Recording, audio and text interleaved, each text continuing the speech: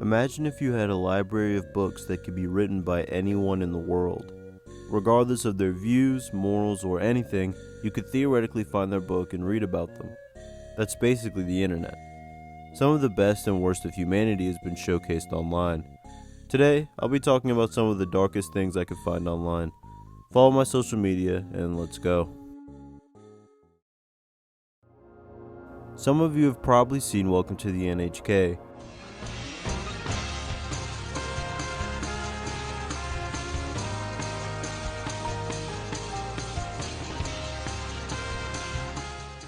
It's a show about a hikikomori or shut-in that has extreme social anxiety and never goes outside because of it.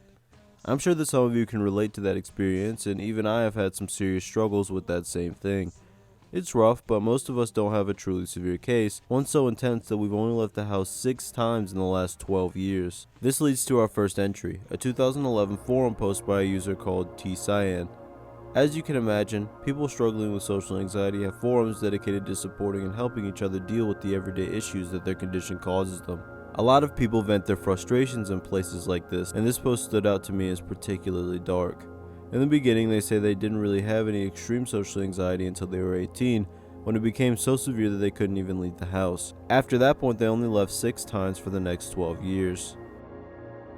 All I do is drown myself in TV, video games, and anime. The big problem here is, am I happy? Yes. But am I really happy? No. But do I want to change? Nope. I know I'm just being a leash to my parents and they allow me to live this way, but it sucks and I just don't know what I can do about it. I just don't want to change. I like being this way, because it's me. They go on to say that medication and professionals don't help either, and that they can't handle doing anything outside of their comfort zone. They hate feeling successful. They hate holidays, and they hate presents because they feel that they don't deserve anything. As sad as this is, it gets even more dark when they reflect on the only time in life that they can reflect on fondly. I don't think I've ever been truly happy once in my entire life, except for one time. That time was when I was 18, working at a grocery store. It was my last 2 weeks because I was quitting to supposedly go to college or something, which never happened. Anyway, this girl was really giving me an unusual amount of attention and always smiling and looking at me. I decided on my last day that I would ask her to eat lunch with me. She accepted. We ate together and talked and stuff. I could really tell that she had a crush on me. It was the first time I really felt that a girl ever had interest in me. Although I did have girls that liked me before when I was in junior high school and earlier high school, but I was too dense to realize it. This girl was making it clear as day for me to see that she liked me. But since it was my last day of work, it was like I planned it out subconsciously beforehand in my mind that talking to her and asking her out for lunch was great since I wouldn't be seeing her anymore anyway. After lunch, I said my goodbyes because my shift ended earlier and she hugged me.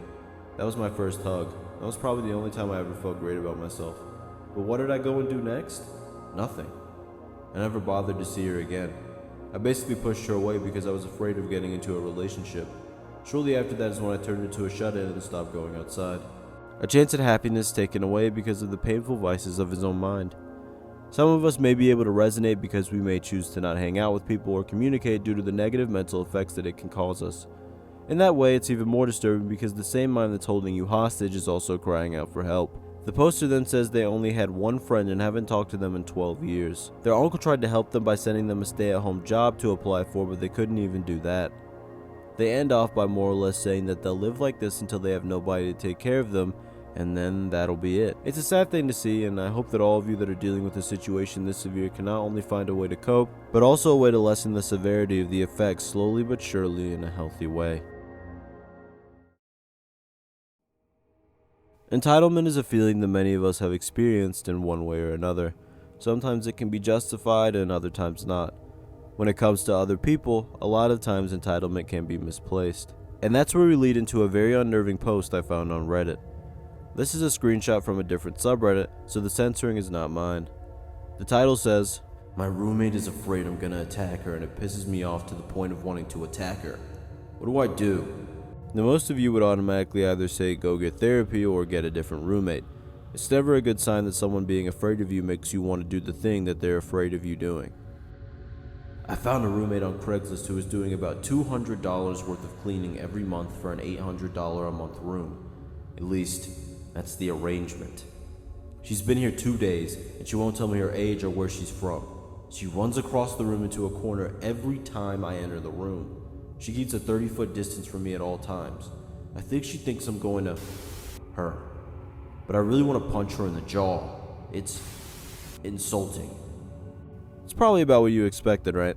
A very unhinged and terrifying look into the mind of someone who feels as though they deserve an explanation from someone who is clearly traumatized. I mean, someone accepting a roommate offer off of Craigslist probably doesn't have the easiest life. Who knows what type of horrific things she's been through. It's even more scary that this makes him want to do something to her, as if she's disrespecting him by being afraid. People are basically telling the OP to both get therapy and get rid of her as a roommate, as clearly anyone can see she deserves better. Some people actually defend him as well in the comments, with one saying, "I don't see why OP should get therapy. Let's do a quick analysis here. OP is losing $600 a month by being generous and letting roommates stay for nothing as long as she cleans. OP sees roommate constantly acting disrespectfully. OP is angry. I'm not sure why he needs to get therapy, or at least why you think he would actually punch her in the jaw. It was clearly a figure of free speech to portray that he's angry. If you can't see why he needs therapy, then you probably need it too. But most people do believe that this is just the OP on a burner account, which actually makes a lot of sense. The person defending him tries to lighten the ferocity of his wording by claiming that it's more so a figure of speech, and also claims that she's acting disrespectfully, which presumably only he and maybe a small handful of people would interpret anything she's done as disrespectful. Really, I'm not sure which is worse. The fact that someone genuinely posted this and felt justified in doing so, or the fact that the first comment defending them has 72 upvotes. But this does actually have a conclusion. While going through the user's account history, I found a thread of comments that say this: "It's funny how everyone defending me except you switches to demonizing me when they find out I'm schizophrenic. Schizophrenia and violence are unrelated. Ask anyone with a psych degree." So what is your violence related to? Being a victim of violence. I'd also like to point out that I never touched her and I kicked her out yesterday. She actually thanked me for letting her stay for a couple days upon exit. Speaks volumes that the supposed victim is appreciative of what I did, whereas Reddit wants to jump all the way to based on 3 short paragraphs. At least she ended up unharmed. I wish the best for her, and I'd be interested in your interpretations of this whole thing. The further time goes forward, the more likely it is that some of the worst people in present and future history will have had some type of social media at some point. This could be a TikTok, YouTube, Instagram, or Twitter. The users Night Prophet, I Miss You Cutie, Are You Asleep, and Home Is Gone may seem pretty normal at first. I mean, some of the names are a bit weird, but that's not exactly unheard of on Twitter. Most of the tweets on these accounts are either singular words or phrases, and most have an eerie context. If you hadn't noticed, these accounts are bots. Most of the time, the bot's creator isn't a very important topic. After all, usually the bot itself is the point of focus. However, in this case, the creator of the bot changes everything. Floats, marching bands, and other entertainment will make its way down the city streets as residents of all ages enjoyed the festivities. Excitement spread through the morning from home to home as parents dressed their children, friends met with friends, and the elderly readied themselves for what they now considered tradition. All while one man prepared himself in a much darker and sinister way.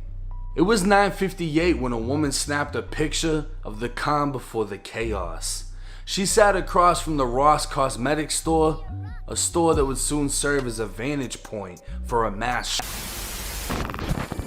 Robert Cremo III, born September 20th, 2000, decided that on July 4th, 2022, he would carry out a horrific act in Highland Park, Illinois. I'm sure you've guessed it already, but these Twitter accounts are actually owned by Cremo. It's not exactly known what these were for or if they were tied to anything larger, but in my personal opinion, it was likely just him being edgy or trying to get attention. Rest in peace to everyone who passed away at the hands of this monster. Newspaper comics are something that used to be much more popular a couple of decades ago as opposed to now. I'm sure you know of some familiar strips, like Garfield, Peanuts, and Dilbert. These comics are typically very lighthearted, full of jokes, and something that's extremely marketable for pretty much any time period. Well, let's flash back to 1976. Several things happened that year. The bicentennial, Jimmy Carter's election, the invention of Apple, and the entire Picasso exhibit at the Palace of the Popes apparently also got stolen too. In January of that year, no less. Guess it's always been chaos. Anyway, there's a certain comic strip that also released in 1976. Chester the... I'll just call it Chester. Chester is a Hustler magazine comic about this man and his affinity for those who cannot get into a rated R movie on their own, and those that can, if that helps. Basically, the entire thing is just about him attempting to trick his victims into compromising positions. Somehow, based on this premise, this comic ran from 76 all the way until 89. Maybe people thought it was satirical, I'm not really sure. So, that's already really bad, right? Well, it gets way worse. The creator of this comic is a man called Dwayne B. Tinsley, and 4 years before the comic ended, this same man would be convicted of doing what Chester likes to do to his own daughter.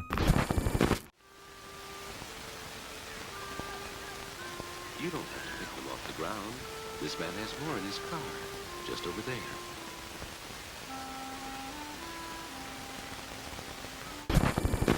Who, as you can imagine, was far from an adult.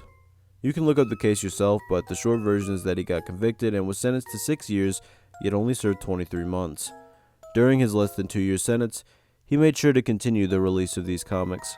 Not only was this comic about such a predatory character creepy in its own right, but it was also made by a predator himself, both during the time he was committing horrific acts and during the time that he was being punished for them. Boy bands have been popular in modern culture for a long time. In fact, according to Google, the first boy band was actually gaining fame in 1932 and was called the Ink Spots. You never know what you'll learn from a YouTube video. But that being said, these bands continued up until present day. I'm sure that a lot of you also associate boy bands with K-pop, J-pop, or even C-pop. Chinese boy bands are pretty popular, especially considering how large of a country they have to gain fans from. As such, they have social media that they use to update fans and show them behind the scenes things that are going on. Amo, a backup dancer for the band Mirror, is pictured here sitting under a bunch of LED screens. Just 2 days later, one of these same screens would fall directly on top of him and another dancer. As of August 8, 2022, when I'm writing this, he is still alive. However, according to articles, it's not looking good. It's so eerie to think about the fact that this seemingly innocent and pretty cool picture that he took would end up being an unnerving omen. Hopefully he's still able to pull through with no serious life-altering injuries, but right now, everything is unsure.